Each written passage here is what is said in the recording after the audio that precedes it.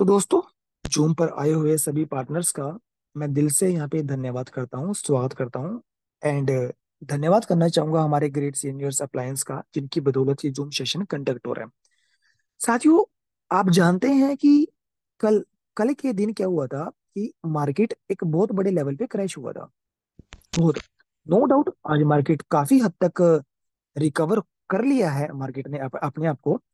और वो रीजंस क्या थे, मैं सारी चीजें आपके सामने लाइव करने वाला हूँ कि एक्चुअल में वो रीजन क्या थे। क्योंकि हम नेटवर्कर्स हैं, हम लीडर्स हैं, तो हमें इन चीजों का पता होना चाहिए, क्योंकि हम फील्ड में काम कर रहे हैं कि वो रीजंस क्या हैं, कि क्या क्या चीजें होती हैं। बट एक बेसिक चीज आपको बताना चाहूंगा, बिल्कुल बेसिक, जो आपके लिए बहुत काम की चीज है। आपको पता होगा कि जितनी भी कंट्रीज हैं, वहां पे जो रेट्स हैं, किसके? इंटरेस्ट के। इंटरेस्ट के रेट्स हैं हर कंट्री के अंदर में डिफरेंट है। बिल्कुल आप जानते होंगे। इवन आप बैंक के अंदर में भी जाते हैं ना, बैंक के अंदर में आप देखेंगे तो आपको एक व्हाइट बोर्ड मिलेगा। ये व्हाइट बोर्ड है।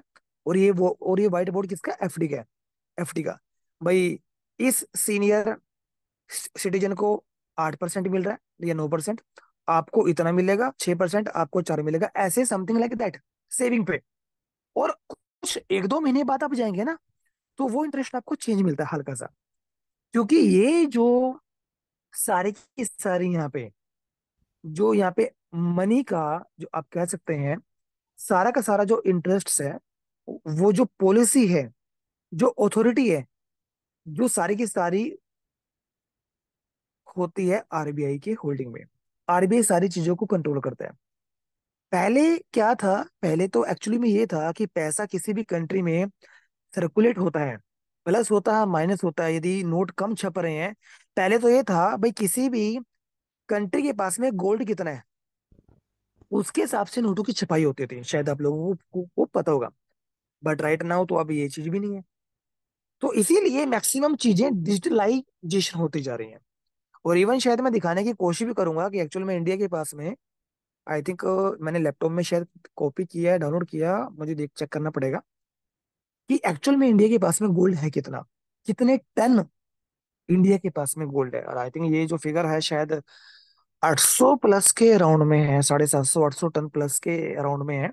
ये मैंने कल ही चेक किया था। तो दोस्तों, कोई भी चीज बढ़ना, इन्फ्लेशन का, क्योंकि ये चीजें कल जो मार्केट क्रैश हुआ ना, उससे रिलेट करती हैं। मैं बेसिक स्टार्टिंग में बता रहा हूँ, फिर हम डायरेक्टली लाइव चीजों को करेंगे। इन्फ्लेशन कब होती है? इन्फ्लेशन इन्फ्लेशन मार्केट में तब होती है जब जो गुड्स होता है ना, गुड्स बोले तो सामान, हिंदी में सामान बोला जाता है। जब सामान का प्राइस बढ़ जाता है, क्या होता है? इन्फ्लेशन। बिल्कुल सिंपल इजी है। अब इन्फ्लेशन को हमने समझ लिया, भाई प्राइस बढ़ गया, इन्फ्लेशन, तभी तो महंगाई बढ़ती है ना। भाई चीजों का सामान बढ़ गया, तो क्या हुआ? महंगाई बढ़ गई।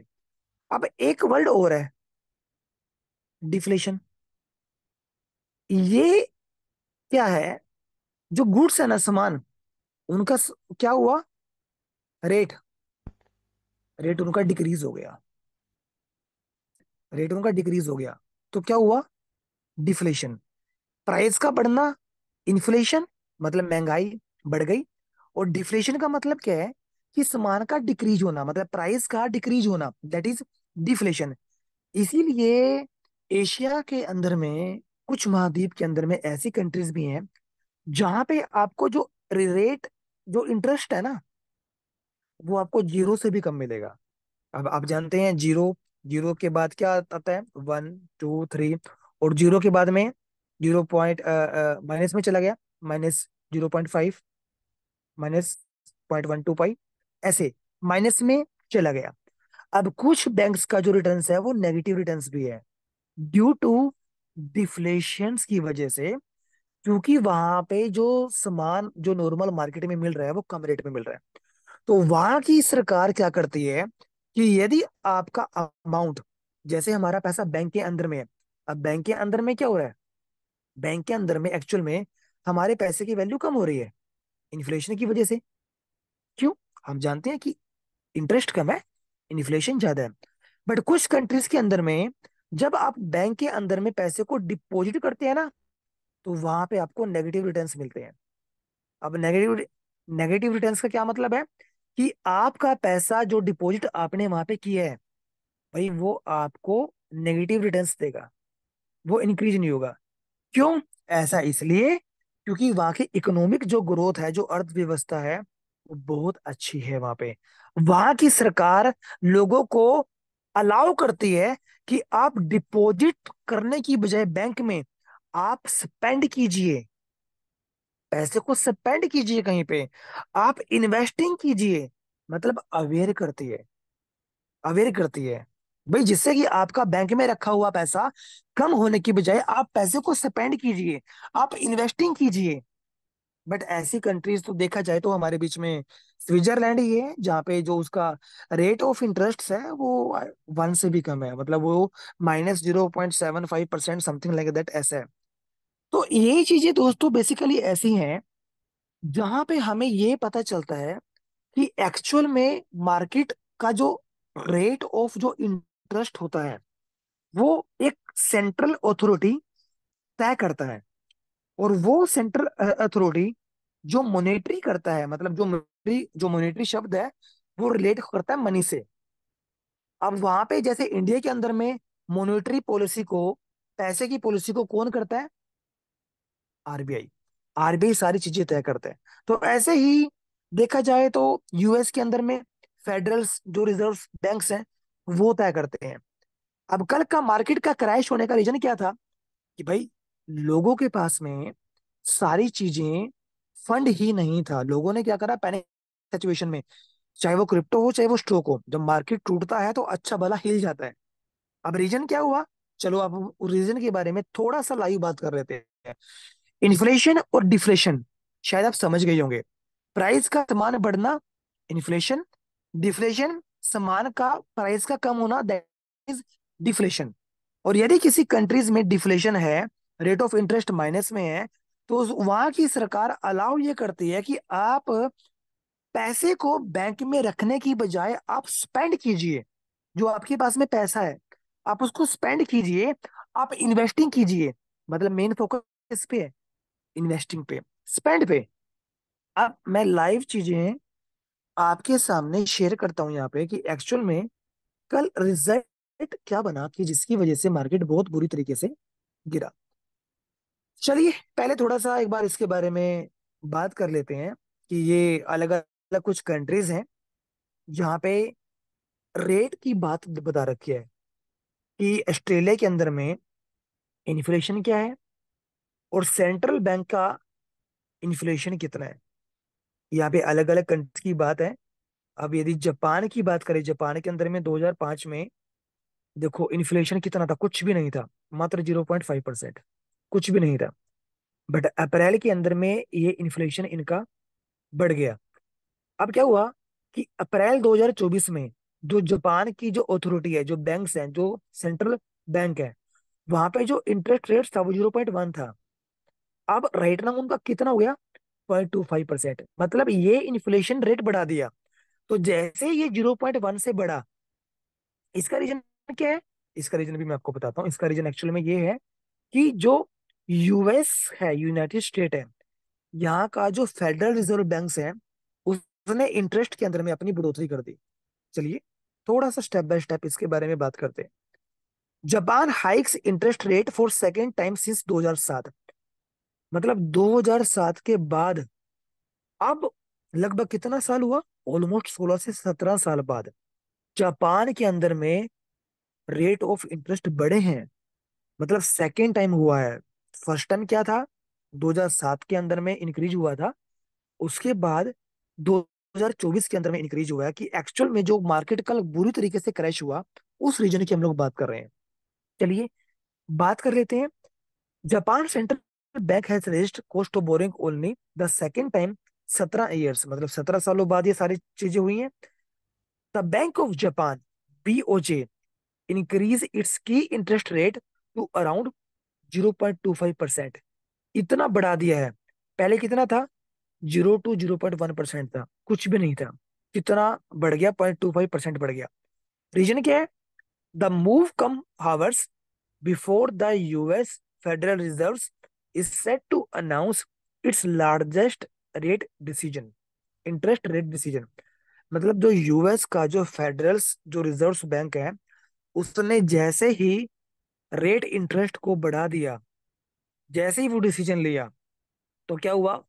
जापान का, क्योंकि देखो G20 कंट्रीज हैं, अब ये इतनी बड़ी कंट्रीज हैं, ये विकसित देश हैं, तो यदि ऐसी जियो पॉलिटिकल न्यूज कोई आती है, और ऊपर से यूएस के अंदर में इलेक्शन जो नवंबर के अंदर में होने हैं, तो ये कुछ ऐसी कंडीशंस हो गई जहां पे स्टॉक मार्केट पूरा हिल गया। अब स्टॉक मार्केट हिला तो रिजल्ट क्या हुआ कि उसका एक इम्पैक्ट बहुत बड़ा क्रिप्टो के ऊपर में भी पड़ा। और यदि क्रिप्टो के ऊपर में इम्पैक्ट पड़ा, मैं वो चीजें आपको स्टेप बाय स्टेप जरूर लाइव दिखाऊंगा कि वो रीजन क्या थे। पहला रीजन तो ये आपके सामने हो रहा है लाइव, भाई ये चीजें हमारे बीच में हुई। अब थोड़ा सा यदि मैं इकोनॉमिक टाइम्स में जाता हूँ, अब इकोनॉमिक्स टाइम क्या बता रहा है? Crypto currency hit by huge sell off. भाई क्रिप्टो करेंसी के अंदर में बहुत बड़ी मात्रा के अंदर में सेलिंग हुई, मिलियंस ऑफ डॉलर सेल हुए, बहुत मिलियंस ऑफ डॉलर सेल हुए। अब चलिए, अब वही चीज आ गई यहाँ पे, जियो पोलिटिकल रीजन यहाँ पे है कि बिटकॉइन ड्रॉप हुआ 13 to 15%। यहाँ पे एक्चुअल की बात करें, कल जो ड्रॉप डाउन हुआ था बीटीसी का, वो 15% से ज्यादा था एक्चुअल में। यहाँ पे 13% दिखा रखा है इस वेबसाइट पे कि संडे को बिटकॉइन का प्राइस लगभग 51,560 डॉलर था। और यहाँ पे बता रखा है कि नवंबर 2022 के अंदर में ऐसा ड्रॉप डाउन हुआ था, बहुत बड़ा। और यहाँ पे फिर इथेरियम की बात भी कर रखी है, भाई इथेरियम ऑलमोस्ट 17% ड्रॉप डाउन हुआ। तो यहाँ पे ये सारी चीजें बताने की कोशिश की गई हैं। इवन यहाँ पे जापान के जो इंडेक्स है ना, जैसे हमारे इंडिया के अंदर में क्या होता है, सेंसेक्स क्या है? इंडेक्स है स्टॉक मार्केट का। निफ्टी 50/50 क्या है? ये इंडेक्स है। तो ऐसे ही जापान का निकी एक इंडेक्स है, वो यहाँ पे निकी 225 एक इंडेक्स है, 7% गिरा सोमवार को। आज मंडे, आज ट्यूजडे है ना, मंगलवार है। तो यहाँ पे ये 7% गिरा। बैंक ऑफ जापान क्यों गिरा? Decided to raise its policy rate, क्योंकि जापान के बैंक ने अपने जो पॉलिसी के रेट थे, मॉनेटरी पॉलिसी को रेट थे, उनको बढ़ा दिया, 0.25% कर दिया। मतलब 16-17 सालों में ये सेकंड टाइम हुआ है। अब बात करते हैं यूएस की। यूएस का जो नेस्डैक एक इंडेक्स है, वो 10% गिर गया। ये बहुत बड़ी बात है। अब उसके बाद ये पूरा का पूरा यहाँ पे ऊपर से सोशल मीडिया के ऊपर में, मतलब बिटकॉइन के ऊपर में भाई इतना बड़ा क्रैश हुआ, तो कहीं ना कहीं लोग पैनिक हो जाते हैं। यदि इंडियन गवर्नमेंट यदि, अब जैसे आप जानते होंगे कि वजीरेक्स के ऊपर में क्या हुआ, क्रिप्टो चोरी हुए। अब वजीरेक्स का जो सीईओ है वो क्या कर रहे हैं, जो निश्चल सेठी हैं, वो क्या कर रहे हैं भाई, 50% अमाउंट तो हम आपको रीपे करेंगे, बाकी का जो अमाउंट है आपका वो वहां पे होल्ड होगा, और जितने जो जो लोगों के अमाउंट हमने पे कर रहे हैं हम उसमें यूज करेंगे। और वहां पे ट्विटर के ऊपर में जो लोग हैं भड़क रहे हैं वजीरेक्स के ऊपर में, तो कहीं ना कहीं अभी पर्टिकुलर अभी कंपनी जो वजीरेक्स के सीईओ हैं, उन्होंने पर्टिकुलर ऐसा डिसीजन कुछ लिया नहीं है कि एक्चुअल में वो क्या करने वाले हैं। अभी मोटी मोटी कुछ चीजें ही हमारे बीच में सामने आई हैं। तो यहाँ पे लोग भड़क रहे हैं कि भाई इस लेवल पे यदि मार्केट गिरता है, लोग ट्वीट करते हैं, तो यहाँ पे एक बहुत बड़ा इम्पैक्ट एक अच्छा खासा पड़ता है। अब थोड़ा सा एक अलग वेबसाइट के ऊपर में जाते हैं, कोइनपीडिया। कोइनपीडिया ने अच्छे तरीके से एक्सप्लेन किए हैं इन चीजों को कि यदि मार्केट कोलैप्स होता है, देखो दोस्तों, जियो पॉलिटिकल रीजन्स वो होते हैं जहां पे जियो पॉलिटिकल का एक्चुअल में क्या मतलब है, ग्लोबली रिलेशन। जैसे कि यूएस है, अब यूएस का इंडिया के साथ में रिलेशन है, देश में जितने भी कंट्रीज हैं सभी कंट्री के साथ में यूएस का रिलेशन है। बट यदि यूएस की इकोनॉमी के अंदर में कोई ऐसा चेंजेस आता है, तो उसका ग्लोबली कंट्रीज के ऊपर में इफेक्ट पड़ता है। तो यदि ग्लोबली इम्पैक्ट पड़ा, तो वो जियो पोलिटिकल एक इम्पैक्ट पड़ा, तो वो कहीं ना कहीं स्टॉक मार्केट पे, क्रिप्टो पे हर बिजनेस पे, हर धंधे पे कहीं ना कहीं एक फर्क पड़ता है। अब कौन पीढ़ी क्या बता रहा है, इतने बड़ा अच्छे से बताया है। अब कौन पीढ़ी ने क्या बताया है कि यहाँ पे क्रिप्टो मार्केट के अंदर में बहुत बड़ा डीप देखने को मिला है। The recent bloodbath on Satoshi street affected all crypto asset, कि bitcoin drop nearly 20% from its $70,000 high. यदि $70,000 का बिटकॉइन का पीक पकड़े और जो बॉटम बिटकॉइन ने छुआ, वहां से ऑलमोस्ट 20% बिटकॉइन ड्रॉप डाउन हुआ है।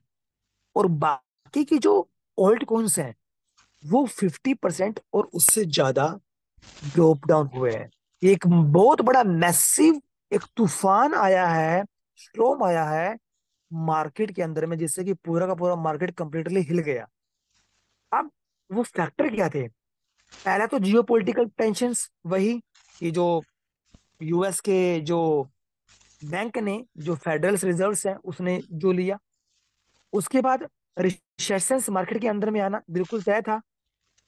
ग्लोबली इंपैक्ट, ऊपर से क्या हुआ, यूएस ने लिया, ऊपर से बैंक ऑफ जापान ने क्या किया, उनको देखते हुए अपने जो मॉनेटरी जो पॉलिसी के जो रेट ऑफ इंटरेस्ट थे उनको बढ़ा दिया, 0.25% कर दिया। रिजल्ट क्या हुआ कि बड़े इन्वेस्टर पैनिक हुए, भारी मात्रा के अंदर में स्टॉक मार्केट गिरा, सेल हुआ, और उसका इम्पैक्ट कहीं ना कहीं क्रिप्टो के ऊपर में पड़ा। ये तो एक जियो पॉलिटिकल एक रीजन था। थोड़ा सा डिटेल में और जाते हैं। ये एम्प्टी गॉक्स डिस्ट्रीब्यूशन, ये शायद आप लोगों के लिए बड़ी काम की चीज है जो मैं आपको अभी बताने वाला हूँ। अब आप लोग जानते होंगे कि ये तो चलो जियो पॉलिटिकल रीजन के बारे में हमने बात कर ली, यूएस के बारे में हमने बात कर ली, हमने बैंक ऑफ जापान के बारे में बात कर ली। भाई बैंक ऑफ जापान ने अपने मोनोटरी के जो इंटरेस्ट रेट थे उनको इंक्रीज कर दिया, ओके मानते हैं। अब एम्प्टी गॉक्स ये क्या है, ये समझना जरूरी है क्योंकि हम क्रिप्टो में काम कर रहे हैं। दोस्तों ये बेसिकली पता क्या है, जब 2008 2009 के अंदर में हमें बीटीसी पहला क्रिप्टो करेंसी देखने को मिला, तो ये किसी एक्सचेंज पे ट्रेड होता था। तो 2010 के अंदर में सबसे बड़ा दुनिया का जो एक्सचेंज था, सबसे बड़ा, वो था एम्प्टी गॉक्स। ये सबसे बड़ा एक्सचेंज था। बहुत कम लोग इसके बारे में जानते हैं। जो क्रिप्टो को थोड़ा डीपली स्टडी करते हैं उन्हीं को इसके बारे में पता है। अब एम्प्टी गोक्स ये सबसे बड़ा एक्सचेंज था। और आप जानते हैं कि भाई बिटकॉइन के बाद में तो बाकी की जो जो क्रिप्टो करेंसी आई है, अब जैसे एलटीसी आया। एलटीसी कब आया? एलटीसी 2012 के अंदर में आया। लाइटकॉइन, जो लाइटकॉइन आया वो 2012 के अंदर में आया। तो यहाँ पे एम्प्टी गोक्स के अंदर में बिटकॉइन ही ट्रेड होता था सबसे ज्यादा। बिटकॉइन बिटकॉइन यहाँ पे ही ट्रेड होता था इस एक्सचेंज के ऊपर में। और ये वर्ल्ड का सबसे बड़ा एक्सचेंज था, एम्प्टी गोक्स। अब यहाँ पे क्या हुआ, 2014 के अंदर में इसके साथ एक बहुत बड़ा हादसा हुआ। हादसा क्या हुआ, ऑलमोस्ट इस एक्सचेंज से 8.5 लाख बिटकॉइन चुरा लिए गए। 8.5 लाख। तो क्या हुआ कि ये जो एक्सचेंज था, ये इसने अपने आप को बैंकरप्ट घोषित कर दिया। बैंकरप्ट बैंकरप्ट अपने आप को घोषित कर दिया, ये एक्सचेंज खत्म हो गया। और ये जो एक्सचेंज था, ये एक जैपनीज एक्सचेंज था। Japanese empty Gox. अब क्या हुआ कि इसका फिर केस चला अदालत के अंदर में। तो यहाँ पे क्या हुआ कि एम्प्टी गॉक्स जो एक्सचेंज है, अब जो 8.5 लाख बीटीसी चोरी हुए, स्टोलन हुए, अब ये कुछ टाइम बाद लोगों को वापस बीटीसी रीपे करता है। मतलब लोगों को कुछ टाइम बाद ये बिटकॉइन देता है। अब क्या हुआ, कल के दिन ही मार्केट क्रैश हुआ। पॉलिटिकल रीजन एक तो वो था। अब कल के दिन ही क्या हुआ, एम्प्टी गोक्स ने लोगों को बिटकॉइन दिया। मतलब जितने भी क्रेडिएटर्स थे, उनको क्या दिया? बीटीसी। अब जिन क्रेडिएटर्स को बिटकॉइन मिला, मार्केट पहले से गिर रहा है, ऊपर से उनको बीटीसी और मिल गया, तो लोगों ने क्या किया? लोगों ने उसको सेल कर दिया। तो जैसे ही लोगों ने सेल किया, तो मार्केट क्या हुआ? मार्केट और ड्रॉप डाउन हो गया। एक तो पॉलिटिकल रीजंस, और ऊपर से एम्प्टी गोक्स वाला, मार्केट बुरी तरीके से हिल गया। तो एम्प्टी गोक्स ने भी, ये कल की वो एक कोइंसिडेंट आप कह सकते हैं भाई। कल की डेट में जितने भी क्रेडिएटर्स थे, जिनके 8.5 लाख बीटीसी चोरी हुए थे, अब आप जैसे हम जैसे लोग ही हैं। तो उन जब कुछ लोगों को वहां पे एम्प्टी गोक्स की तरफ से बीटीसी रिसीव्ड हुए, तो उन लोगों ने क्या किया? उन लोगों ने बीटीसी को सेल कर दिया। तो जैसे ही बीटीसी को सेल किया, मार्केट और क्रैश हो गया। तो ऊपर से क्या हुआ कि इथेरियम, भाई इथेरियम की भी एक अच्छी खासी मात्रा के अंदर में सेलिंग हुई है। मतलब ये ऐसे रीजन्स बन गए जहां पे स्टॉक मार्केट के अंदर में करेक्शन आना, जियो पॉलिटिकल रीजन्स, और ऊपर से क्रिप्टो के अंदर में एम्प्टी गोक्स वाला रीजन। और फिर लैरिस हैरिस है, जो लैरिस हैरिस है, आप जानते होंगे। उसने भी ट्रम्प के बारे में बोला, भाई मैं ट्रम्प को मतलब डिफीट करूंगी।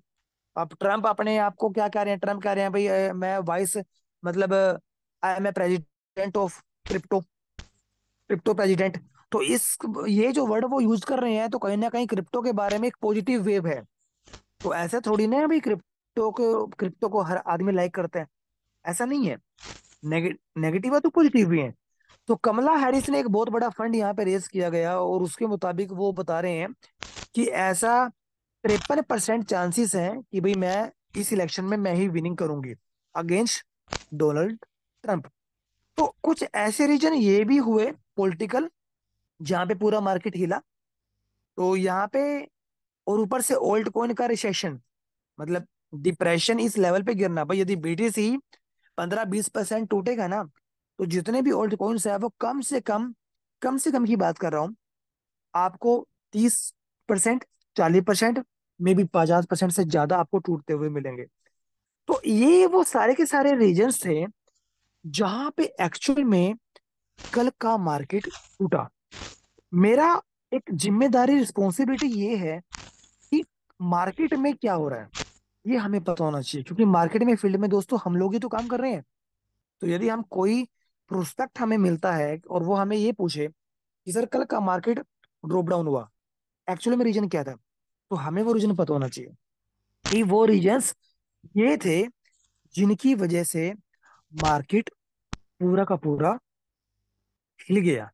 तो आई थिंक ये चीजें शायद आपके समझ में आ चुकी होगी। थोड़ा सा ब्रीफली हम लोगों ने इसके बारे में बात करने की कोशिश करी कि एक्चुअल में वो रीजंस क्या थे जिनकी वजह से ये सारी चीजें हुई। तो वो फैक्टर्स, जो सारे के सारे फैक्टर्स थे, मैंने आपके सामने लाइव विद एग्जांपल रखे। नो डाउट आज कोइन मार्केट कैप के ऊपर में यदि हम चेक करेंगे लाइव, तो मार्केट का व्यू आज पॉजिटिव है, आज पॉजिटिव है। अब देखो, जिन लोगों ने कल को बीटीसी को बाय किया, आज वो प्लस के अंदर में आ गए। बट कौन लोग आए? वो लोग आए जो कहीं ना कहीं गोल्डन रूल्स को फॉलो करते हैं, जिनके बारे में एलेक्स सर हमेशा बताते हैं। और मैंने आपको कोइन मार्केट कैप पे दिखाया भी, लाइव मैंने कल आपको कोइन मार्केट कैप के ऊपर में दिखाया। जितने भी वहां पे ओल्ड कॉइन्स थे, उन सभी का ग्राफ समथिंग लाइक दैट कुछ ऐसे था, कुछ ऐसे था, किसी का ऐसे था, और फिर ऐसे था। मैक्सिमम ग्राफ कुछ समथिंग लाइक दैट ऐसे थे। अल्टीमा का कल का कैसे ग्राफ था? समथिंग लाइक दैट ऐसे, ये पीक और ये ड्रॉप डाउन ऐसे, ऐसे था।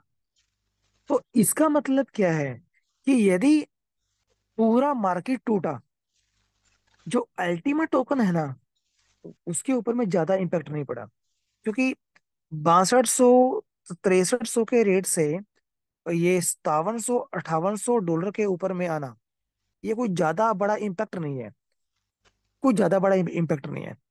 क्यों? क्योंकि अल्टीमा का अपना पूरा इकोसिस्टम है सारा। और ये आई थिंक अपने आप में एक बहुत बड़ी न्यूज है हम सभी के लिए कि पूरा मार्केट इतनी बुरी तरीके से टूटा, क्योंकि अभी तो क्रिप्टो विंटर आया भी नहीं है। क्रिप्टो विंटर से पहले ये एक पॉलिटिकल रीजन था जिसकी वजह से ये मार्केट टूटा। बट कहीं ना कहीं शायद आज आपको पता चल गया होगा कि मार्केट क्रैश होने के बाद भी ऐसा नहीं है कि बाकी ओल्ड कॉइन की तरह अल्टीमा 40%, 50% या 60% टूटा। यदि प्राइस $6200 से लेते हैं तो लगभग इसका प्राइस होना चाहिए था 3000 से $3500 के बीच में, यदि 45-50% की बात करें तो। बट ये रेट हमें अल्टीमा टोकन का देखने को नहीं मिला। तो यहाँ पे अल्टीमा टोकन की स्ट्रेंथ आपको पता चलती है कि एक्चुअल में अल्टीमा टोकन कितना मजबूत है। कि मार्केट क्रैश हुआ, बट उस मार्केट क्रैश के अंदर में भी अल्टीमा टोकन सांड की तरह मार्केट के अंदर में खड़ा रहा। ये दोस्तों बहुत बड़ी बात है। और अभी तो जस्ट बिगिनिंग है, जैसे अलेक्स सर बताते हैं। क्यों? क्योंकि आप जानते हैं, अब आप एग्जांपल लें। ये तो चलो हमने मार्केट के बारे में मोटा मोटा बात करा भाई, एक्चुअल में मार्केट का क्रैश होने का रीजन क्या था। जितनी भी, चाहे वो एमटी गोक्स हो, चाहे वो आपका जियो पॉलिटिकल आपका रीजन हो, चाहे वो यूएस के प्रति जो यूएस ने रेट्स के बारे में थोड़ा सा इंक्रीज कर दिया वो हो, चाहे वो जापान जापान ने क्या किया, मॉनेटरी अपने रेट्स को, जो पॉलिसी थी उनको इंक्रीज कर दिया, ये रीजन। उसके बाद कमला हैरिस का, जो कमला हैरिस है जो वाइस प्रेसिडेंट है, आप जानते हैं, वो कह रही है कि डोनाल्ड ट्रम्प के प्रति मेरी 53% चांसेस हैं जीतने के। ये सारे सरकमस्टांसिस ऐसे बने जिसकी वजह से पूरा स्टॉक हिला। स्टॉक के साथ साथ इम्पैक्ट पड़ा क्रिप्टो के ऊपर में। लेकिन अच्छी खबर ये है हम सभी के लिए, अल्टीमेट टोकन के ऊपर में उस लेवल का इम्पैक्ट नहीं पड़ा। क्यों? क्योंकि ultimate token day by day कहीं ना कहीं मजबूत होता जा रहा है। और अभी तो आप जानते हैं, ये तो चलो हमने मार्केट के बारे में बात करी। थोड़ा सा यदि हम अल्टीमा टोकन के बारे में बात करें तो आप ये देख लीजिए कि कंपनी तो नो डाउट पिछले 7.5 साल प्लस हो चुके हैं। और 7.5 सालों में 3 मिलियंस की कम्युनिटी कंपनी ने यहाँ पे बनाई है by the help of network marketing. But आप जानते हैं कि जो बैटल बुल्स गेम्स है वो किस लेवल पे कम्युनिटी को यहाँ पे इंक्रीज कर रही है। 1.5 मिलियन टू लगभग 2 मिलियन की कम्युनिटी ऑलरेडी यहाँ पे आ चुकी है। और ऊपर से नई नई फंक्शनैलिटी गेम के अंदर में, ये अपने आप में बहुत रिलायबल थिंग्स हैं जो अल्टीमा को बहुत बड़ा स्ट्रोंग बनाती जा रही है। और इवन 1 से 2 दिन पहले स्मार्ट वॉलेट भी यहाँ पे आपके टास्क के अंदर में ऐड हुआ। भाई आपको स्मार्ट वॉलेट जिनके पास में है तो बेस्ट है, बट जिनके पास में नहीं है उनको डाउनलोड करना पड़ेगा यदि 25,000 आपको गेम यूरो पॉइंट्स को वहां पे क्लेम क्लेम करना है तो ये वो चीजें हैं जहां पे अब लोग एजुकेट होते जा रहे हैं। क्योंकि कार्ड्स जो आपके पास में है वो कार्ड कौन कौन से हैं? ब्लॉकचेन के, बीटीसी के, डेफीयू के, और स्मार्ट वॉलेट के, अल्टीमा टोकन के, स्पीडिंग 1, स्पीडिंग 2, ऐसे ऐसे करके ये क्या है, कार्ड्स हैं। तो कहीं ना कहीं लोगों की जुबान पे ये चीजें आने लगी हैं। Bitcoin, smart wallet, DeFi, smart blockchain, crypto currency, ये वर्ड्स जो जिनके जिन लोगों को इसके बारे में कुछ भी नहीं पता, आज वो कार्ड ओपन करते हैं तो क्या कहते हैं, सर मैंने स्प्लिटिंग 1 0 का कार्ड ओपन किया, सर मैंने स्प्लिटिंग 2 0 का कार्ड ओपन किया। तो जो लोग स्प्लिटिंग को भी नहीं जानते थे आज उनकी लिपसिंग पे, होठों पे ये नाम आने लगे हैं। कहीं ना कहीं वो एजुकेट होते जा रहे हैं।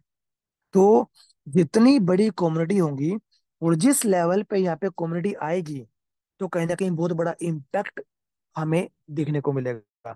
और आज अल्टीमा किसी सबूत का मोहताज नहीं है कि अल्टीमा एक मार्केट क्रैश होने के बाद भी लगभग $5700-5800 का प्राइस हमें देखने को मिला, तो ये बहुत बड़ी बात है। क्योंकि हमने देखा है, हमने अल्टीमा का बॉटम भी देखा है। और वो बॉटम आप जानते हैं, वो बॉटम क्या था? $2000 के आसपास में वो बॉटम था। और यही अल्टीमा लगभग $8400 के आसपास को भी छू रहा है। और उसके बाद इसने जो पीक बनाया वो कितने का बनाया, $6200 के आसपास का। और जब मार्केट टूटा तो इस रेट के ऊपर में आया। तो आप समझ सकते हैं कि कितना स्ट्रेंथ यहाँ पे हमें अल्टीमा की देखने को मिलती है। ये रियल में ये पता चलता है कि अल्टीमा कितना मजबूत बनता जा रहा है डे बाय डे। आप कंपैरिजन कीजिए, यहाँ पे जो सप्लाई कुछ भी नहीं है, यहाँ पे जो सप्लाई मात्र सिर्फ 1 लाख ही है। 1 लाख की सप्लाई है। आप कंपैरिजन कीजिए ना, आप इथेरियम के साथ में कीजिए, आप डोज के साथ में कीजिए, आप शिबा के साथ में कीजिए, आप सोलाना के साथ में कीजिए, आप बीटीसी के साथ में कीजिए। ये जो मैं हाईलाइट कर देता हूँ, यहां से लेके यहां तक ये क्या है, इनकी मैक्स सप्लाई इन्फिनिटी है। जबकि बिटकॉइन की हम जानते हैं 2 करोड़ 10 लाख है, हम जानते हैं। जबकि अल्टीमा की कितनी है, मात्र 1 लाख। दोस्तों, इंफ्रास्ट्रक्चर जबरदस्त, मैक्स सप्लाई मिनिमम है, फ्रीजिंग, स्प्लिटिंग 10 20 30, हाल्विंग, स्टेटस को, इतने सारे फैक्टर्स हैं जो कहीं ना कहीं जो अल्टीमा की जो सप्लाई है उसको डिक्रीज ही करने वाले हैं। चलिए काम करते हैं, कोइन मार्केट कैप पे चलते हैं, लाइव देखें तो आई थिंक ज्यादा बेटर है कि कल का स्टेटस अल्टीमा का क्या था और आज का जो स्टेटस है वो अल्टीमा का क्या है। लाइव चलते हैं हम लोग कोइन मार्केट कैप के ऊपर में। मैं लाइव आपको चीजें दिखाना चाहूंगा। मैं यहाँ पे गया, मैं शेयर किया और ये मैं कोइन मार्केट कैप के ऊपर में आया। तो दोस्तों, ये कोइन मार्केट कैप के ऊपर में मैं आ चुका हूँ। पेज को दोबारा रिफ्रेश कर लेता हूँ। तो मैंने पेज को रिफ्रेश किया। अब अब देख लीजिए, ये कुछ चीजें थोड़ा सा इसको समझने की कोशिश करते हैं। अब देख लीजिए, कल मार्केट 1.9697 ट्रिलियन डॉलर का मार्केट कैप था। मार्केट कैप भी इंक्रीज हो गया और आज ये प्लस में है। प्लस का सिंबल है, 3.32% मार्केट प्लस में है। कल का जो फेयर इंडेक्स था ये कितना था, इसका स्कोर 32 था। आज कितना है, 34 है। नो डाउट सिचुएशन पैनिक है, आई एग्री। बट ये जो जोन है, ये ये फियर इंडेक्स, ये बेसिकली क्या दिखा रहा है, फियर और ग्रीड इंडेक्स है। अभी क्या है, फियरिंग है। और न्यूट्रल कहाँ पे होगा, न्यूट्रल होगा इस पॉइंट पे। ये जो पॉइंट होगा, ये पॉइंट आपका न्यूट्रल है। और ये वाला जो पॉइंट है, ये ग्रीडी जोन है। ग्रीडी जोन मतलब क्या है कि इस लेवल पे, इस जोन के अंदर में जैसे ये सुई यहाँ पे आएगी ग्रीडी जोन में, लोग क्या करेंगे, buying buying buying buying. BTC up जा रहा है, इथेरियम अप जा रहा है, सारे ओल्ड कॉइन्स अप जा रहे हैं। ग्रीडीनेस मार्केट के अंदर में आ जाएगी। और जब ग्रीडीनेस मार्केट के अंदर में आएगी तो ये आपका स्कोर बढ़ता हुआ आपको दिखाई देगा। ये इस डायरेक्शन में आपको दिखाई देगा। अभी ये जो स्कोर है, अभी क्या है, फियर है मार्केट के अंदर में, एक डर है, एक पैनिक है, एक एक मतलब डिसअपॉइंट का माहौल है। तो एक्चुअल में यदि आप स्मार्ट इन्वेस्टर हैं, एक्चुअल में यदि आप स्मार्ट इन्वेस्टर हैं, तो एक्चुअल में पोर्टफोलियो बनाने का जो मौका है ना, वो अब है। क्यों, क्योंकि मार्केट का जो जो स्कोर है वो नेगेटिव है, अभी फियरिंग में है, लोग डरे हुए हैं। और वारन बफे अक्सर एक बात बोलते हैं, जब मार्केट डरी हुई होती है ना, तब आप मार्केट के अंदर में एंट्री कीजिए। जब मार्केट में लोग लालची होते हैं, तब मार्केट से दूर रहिए। वारन बफे सर अक्सर ऐसा बोलते हैं। तो एक्चुअल में अभी राइट नाउ ग्रीडी के अंदर में, मतलब फियरी के अंदर में मार्केट है। तो यदि आपका फंड अलाउ करता है तो एक्चुअल में आप अपने राइट नाउ अच्छा खासा पोर्टफोलियो आप यहाँ पे बना सकते हैं। चलिए, ये तो थोड़ा सा हमने मार्केट को मोटा मोटा एक बार इंडेक्स के बारे में बात करी। अब कॉइन मार्केट कैप के ऊपर में ये क्या है, ये फेयर ग्रेडी इंडेक्स है।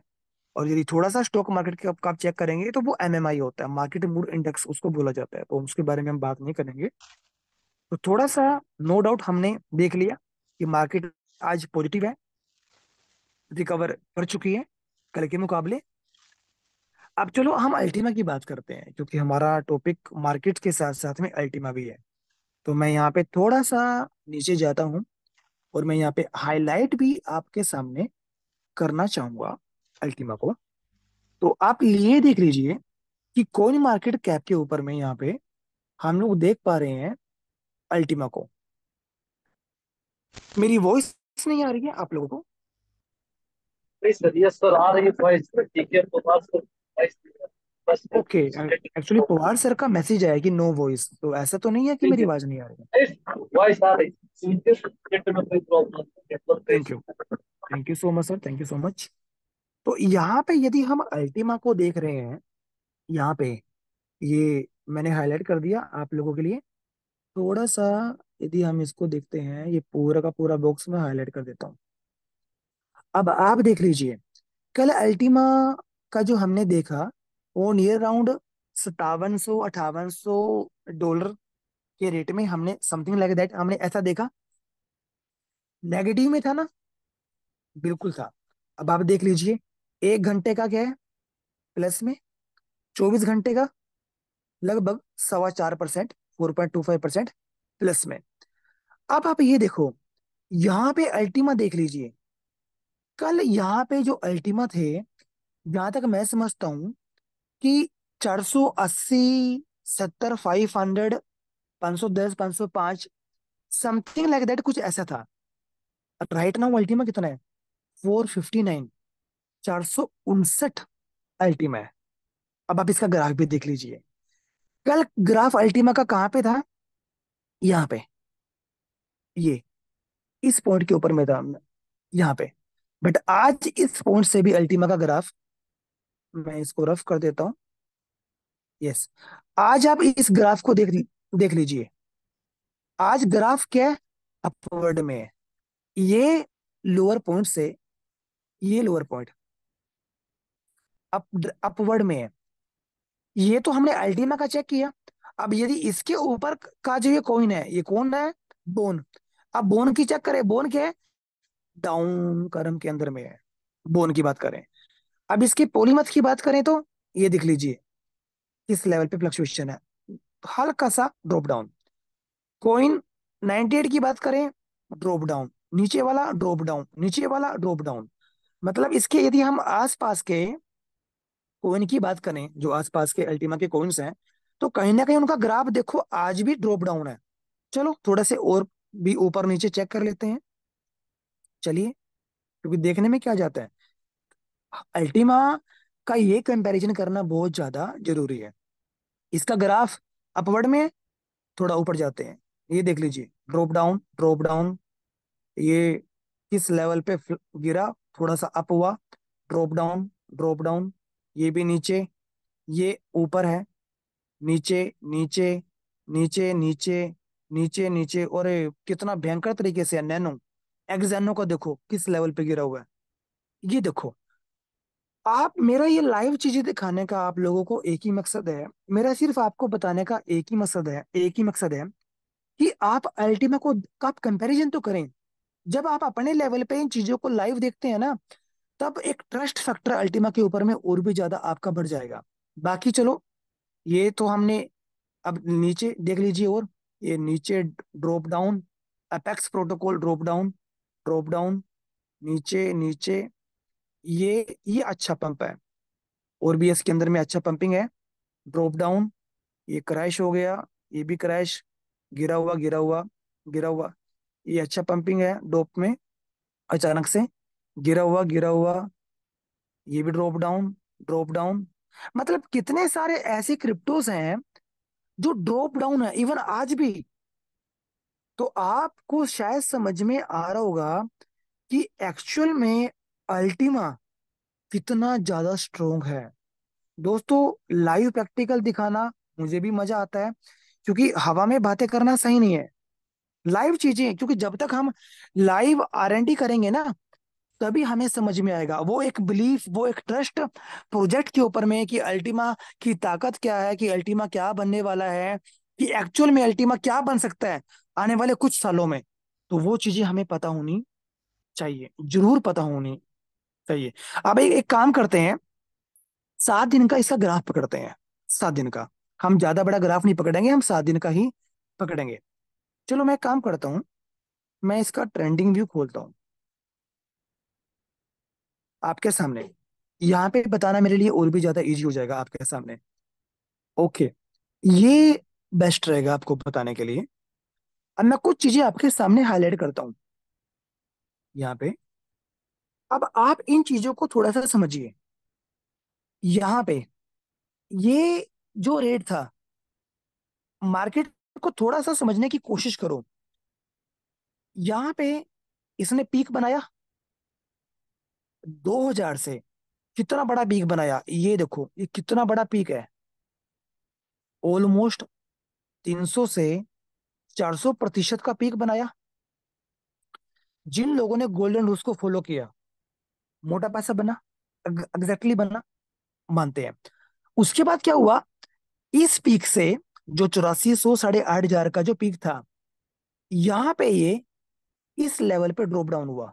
यहां तक 40% टूटा, बिल्कुल टूटा भाई। 300 से 400% का प्रॉफिट दे दिया, 40% टूटा, कोई बड़ी बात नहीं है। अब इस पीक से इसने क्या किया, इस पीक से इसने एक फिर बॉटम बनाया। पता चला कि एक ही दिन में 30 to 40% फिर से ग्रोथ कर लिया। जितना माइनस में आया उतना ही प्लस में चला गया। अब ये जो मार्केट आपको ऑलवेज मौका दे रही है, करेक्शन आ रहा है तब भी आप प्लस में है, करेक्शन नहीं आ रहा तब भी आप प्लस में है। तो आपके हाथ में, दोनों हाथ में लड्डू है, दोनों हाथ में। बट लड्डू उन्हीं के हाथ में है जो इस मार्केट को समझते हैं।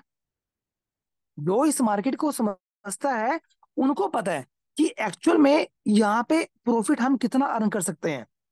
यदि 40% टूटता है तो आपको पैनिक होने की जरूरत नहीं है, बिल्कुल भी। मुझे लगता है कि अब आप बिल्कुल भी पैनिक नहीं होंगे, बिल्कुल नहीं पैनिक होंगे, क्योंकि यहाँ पे जो जूम सेशन कंडक्ट किया जा रहा है by the help of our seniors, एक ही मकसद है कि लोगों को उस लेवल पे बताया जाए कि आप कभी भी पैनिक ना हो, कभी भी आप। एक्चुअली में प्रॉब्लम क्या होती है, रियलिटी ये है, हम ब्लेम तब करते हैं जब हम इकोसिस्टम के ऊपर में हमें भरोसा नहीं है।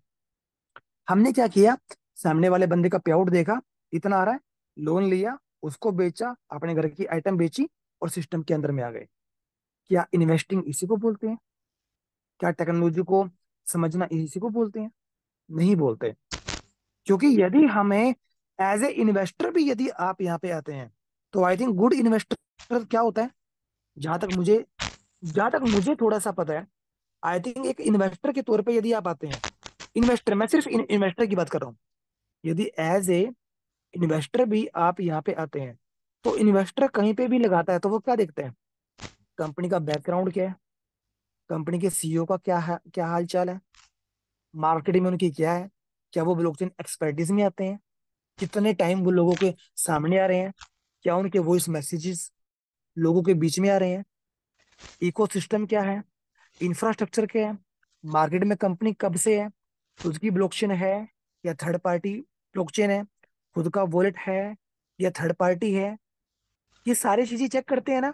नेक्स्ट सप्लाई कितनी है, और यदि ड्रॉप डाउन हुआ तो कितना गिरा, करेक्शन फिर कितना आया, कितना पंप हुआ, आई थिंक सारी चीजें चेक करते हैं। बट इतना श्योरिटी के साथ में मैं आज आप लोगों को कह देता हूँ, आज आपके सामने कोई भी बंदा crypto plus networking marketing plan का या फोरेक्स का कोई भी करके आएगा ना, आप इतना इजिली बिलीव नहीं करेंगे, क्योंकि आप इन चीजों के मास्टर बन चुके हैं। You all are superb, you all are master.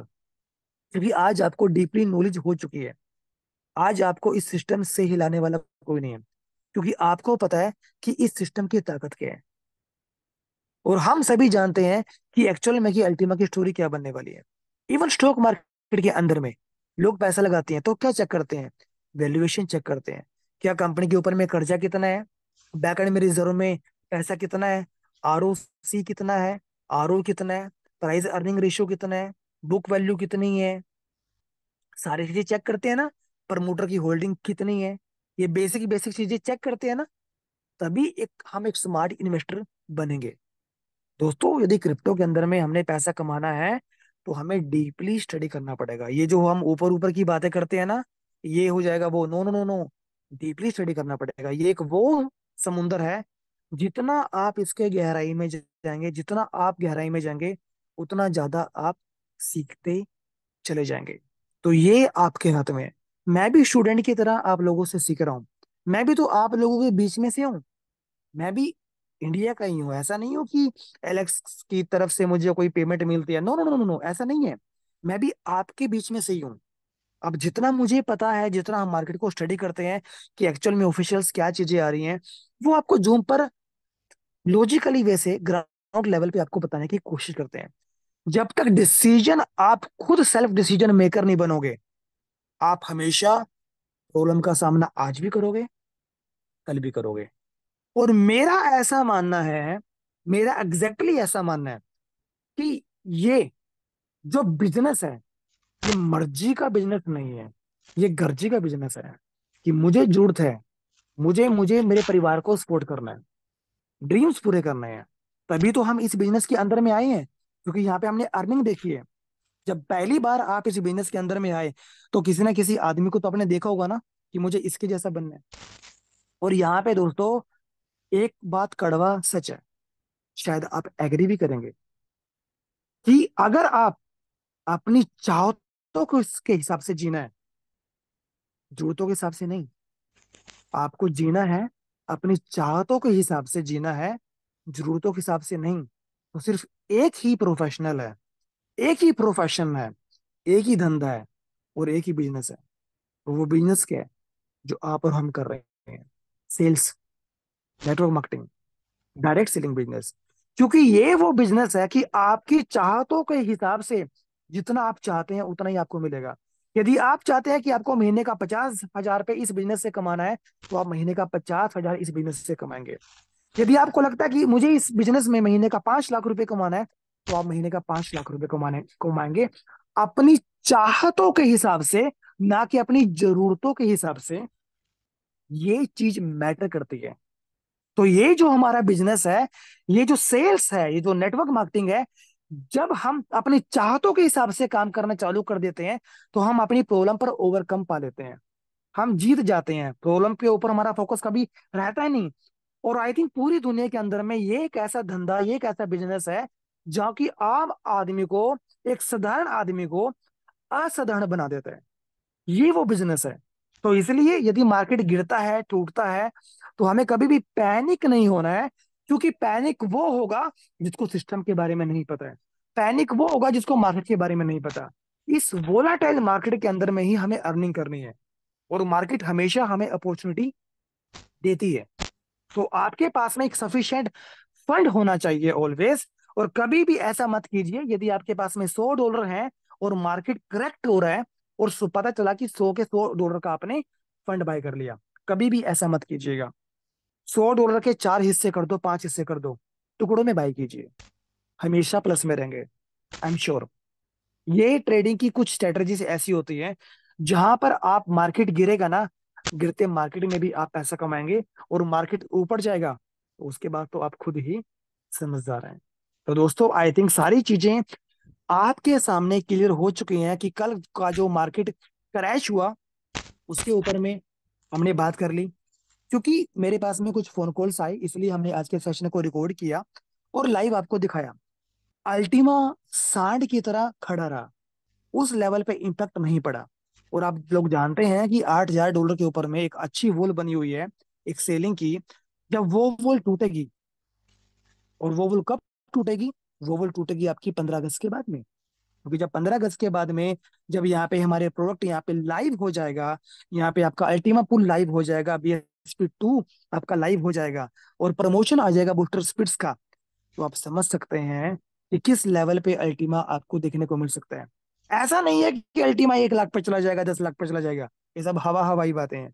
हमें प्रैक्टिकल चीजों को बनना पड़ेगा। एक हमें टास्क अपना लेना पड़ेगा, कि भाई मैंने अल्टीमा को 5,000 पे लिया, मैं 5.5 में बेचता हूँ, मैं 6 में बेचता हूँ, मैं प्रॉफिट में हूँ। एक टारगेट प्राइस आपको सेट करना पड़ेगा। हाँ, यदि आप डांडेकर सर की तरह हैं, जो हमारे बिजनेस पार्टनर्स ऐसे हैं, आपका लॉन्ग टर्म विजन है, फिर आपको कभी भी फर्क ही नहीं पड़ेगा। करैक्शन हो या ना हो, आपको कभी फर्क नहीं पड़ेगा। क्यों? क्योंकि आपका विजन है वो लॉन्ग टर्म है। बट यदि आप शॉर्ट टर्म से आ रहे हैं, तो अपना प्राइस माइंडसेट अपने माइंड में रखिए कि यदि ये रेट है, थोड़ा सा प्लस में आ गया तो मैं इसको सेल कर दूंगा, अपना प्रॉफिट बुक कर लूंगा। तो जब तक इन चीजों को हम एग्री नहीं करेंगे, नहीं समझेंगे, तो हम यहाँ पे कभी पैसा नहीं कमा पाएंगे। तो दोस्तों, प्रैक्टिकल बनिए, थोड़ा सा लॉजिक के तरीके से चलते हैं, ग्राउंड लेवल पे बातें करते हैं। कि यदि ऑफिशियल्स कुछ अपडेट्स हमारे बीच में आते हैं, मेरी कोशिश रहती है कि कोई भी ऑफिशियल अपडेट्स आया, जैसे कि आज एक ऑफिशियल अपडेट आया और मैंने तुरंत उसको समझा, वीडियो कंटेंट बनाया, और मैं आपके सामने लाइव भी आपको दिखाऊंगा कि कैसे आप अपने रेफरल लिंक से भी आप यहाँ पे आप यहाँ पे वेबसाइट के माध्यम से अपने रेफरल लिंक को कनेक्ट कर पाएंगे, और मैक्सिमम लोगों को बहुत अच्छे तरीके से आप इनवाइट भी कर पाएंगे। क्योंकि आई थिंक, जहां तक मुझे पता है, अब लोगों के ऊपर में एक अच्छा इम्पैक्ट पड़ेगा। क्योंकि पहले क्या था, रेफरल के माध्यम से सीधा वो टेलीग्राम बोट पे जा रहे थे। बट राइट नाउ ऐसा नहीं होगा। मैं आपको लाइव सारी चीजें दिखाने वाला हूँ। और मैं जाते जाते एक चीजें थोड़ा सा आप लोगों के लिए बोलकर, मैं ये बोलकर इस सेशन को क्लोज करूंगा, और फिर लाइव आपको दिखाऊंगा कि कैसे आप रेफरल के माध्यम से आप अपना जो रेफरल लिंक है वेबसाइट के साथ कनेक्ट कर पाएंगे। और ये जो मेरे शब्द हैं, ये जो मेरे वर्ड्स हैं, ये हमारे सभी सीनियर मेंटर्स और जितने भी आप पार्टिसिपेंट्स हैं, सभी को समर्पित है। क्योंकि फील्ड में हम लोग काम कर रहे हैं, और जब हम लोग फील्ड में काम करते हैं ना, तो ये जो दुनिया है, ये जो लोग हैं, ये बहुत सारी बातें आपके बारे में बातें करते हैं, इवन चाहे वो इंक्लूडिंग मी, माई सेल्फ, या आप हैं। सभी के बारे में उल्टी सीधी बातें बोली जाती हैं। तो इतना तो मैं आप लोगों को कहना चाहूंगा, ये बातों को प्लीज आप मेरी नोट कीजिएगा। आप लोगों का माइंडसेट क्या होना चाहिए इस बिजनेस के प्रति? मुझे कोई फर्क नहीं पड़ता कि दुनिया मेरे बारे में क्या बोलती है, क्या सोचती है। मुझे बिल्कुल भी कोई फर्क नहीं पड़ता कि ये दुनिया मेरे बारे में क्या बोलती है, क्या सोचती है। क्यों? क्योंकि मैं औरों की तरह नहीं हूं। क्योंकि मैं औरों की तरह किस्मत के भरोसे नहीं हूं। मैं अपनी मेहनत के भरोसे हूं। और मुझे अपनी मेहनत पर पूरा यकीन है कि आने वाले कुछ सालों के अंदर में जितने भी ये बोलने वाले लोग हैं, उनको जवाब मेरी कामयाबी देगी। और आई थिंक, जितने भी आप लीडर्स हैं, जितने भी आप पार्टिसिपेंट्स इस जूम सेशन के ऊपर में, ये बात हम सभी के ऊपर में लागू होती है कि दुनिया हमारे बारे में बहुत सारी बातें बोलती है। तो आप औरों की तरह नहीं है, क्योंकि आप किस्मत के भरोसे नहीं है। आप अपनी मेहनत के भरोसे हैं। और उन सभी लोगों को जवाब आप खुद देंगे, क्योंकि आपकी मेहनत, आपकी कामयाबी उस चीज का जवाब देगी। कि जिन लोगों ने, जो आपको आज क्रिटिसिज्म करते हैं, जो आज आपकी आलोचना करते हैं, उनका जवाब आपकी कामयाबी देगी। तो शायद आप लोग मेरी बातों को समझ गए होंगे। और क्योंकि ये जो बातें हैं, ये जो वर्ड्स हैं, हम सभी के ऊपर में अप्लाई होते हैं, तो मैं यहाँ पे सेशन को थोड़ा सा, इसको मैं अब आपके सामने लाइव चीजें यहाँ पे दिखाने वाला हूँ कि कैसे मैं यहाँ पे सेशन को यहाँ पे ओवरटेक करता हूँ, इसको स्टॉप करता हूँ। अब मैं लाइव आपको दिखाऊंगा। और ये जो कंटेंट है यूट्यूब का, मैं चैट बॉक्स के अंदर में भी डाल दूंगा, क्योंकि एक बारी में शायद आपको समझ में ना आए, मे बी। तो एक काम करते हैं, पहले हम टेलीग्राम ऑफिशियल ग्रुप के अंदर में चलते हैं। तो मैं टेलीग्राम ऑफिशियल ग्रुप के अंदर में जाता हूँ, एक बार चेक कर लेते हैं कि एक्चुअल में कुछ नए अपडेट्स तो नहीं आए हैं हमारे बीच में। तो मैं यहाँ पे गया टेलीग्राम के अंदर में, और यदि मैं यहाँ पे जाता हूँ, तो यहाँ पे ऑफिशियल्स डैन ग्रुप की बात करें, तो आप ये देख लीजिए, more way to invite friend to battle bulls. तो ये जो पूरा का पूरा ये जो चैप्टर आप देख पा रहे हैं ना, मैं इसको आपके सामने दिखाने वाली हूँ।